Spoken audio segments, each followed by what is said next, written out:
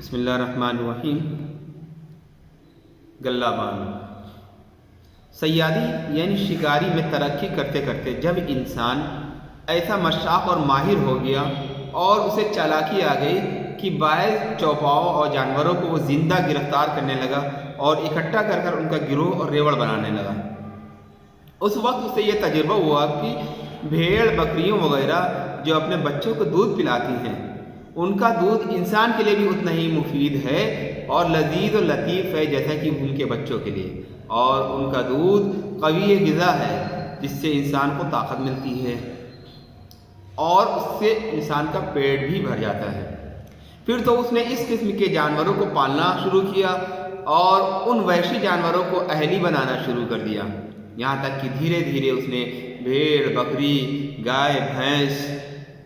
اس طرح کے سبھی جانوروں کو اکٹھا کیا اور گلے کی شکل میں ریوڑ بنا لیا۔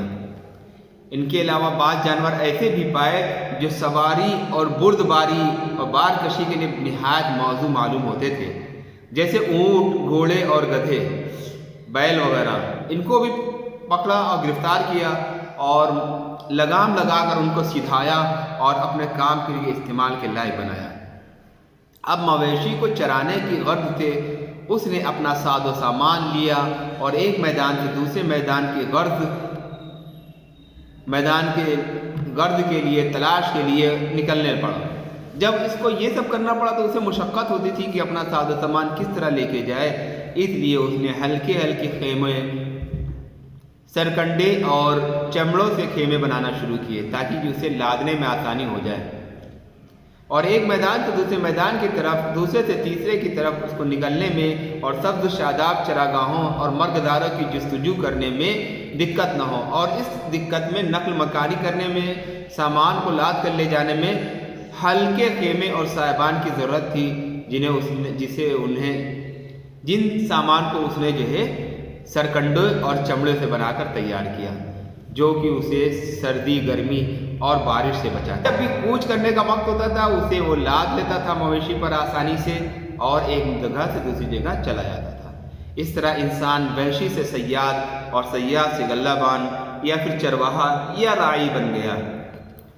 یعنی چرواہا بھی وہی، راعی مانے بھی چرانے والا، اور گلہ بان یعنی جانوروں کو اکٹھا کر کے رکھنے والا۔ جانوروں کی پرورش اور تیمارداری میں، ان کے متی کرنے اور سدھانے میں اور ان کے عمدہ چارہ بہم پہنچانے میں بہت کچھ سلیقہ اور تجربہ حاصل کیا اس نے۔ یعنی جب جانوروں کی پرورش کرتا تو ان کی دیکھ بھال کی ضرورت تھی، تو ان کی دیکھ بھال میں وہ اتنا ماہر ہو گیا کہ ان کو اس کے علاج بھی آ گیا اور ان کو سدھانا اور سکھانا بھی اس نے سیکھ لیا۔ اب وہ شکاریوں کی طرح صرف ہتھیاروں کا ہی مالک نہیں تھا، بلکہ اب تو وہ مویشیوں کا بھی مالک تھا اور وہ مویشیوں کو بہت عزیز رکھتا تھا، اس کو اپنا دھن سمجھتا تھا۔ اونٹ بیل گھوڑے گدھے اس کی سواری تھے۔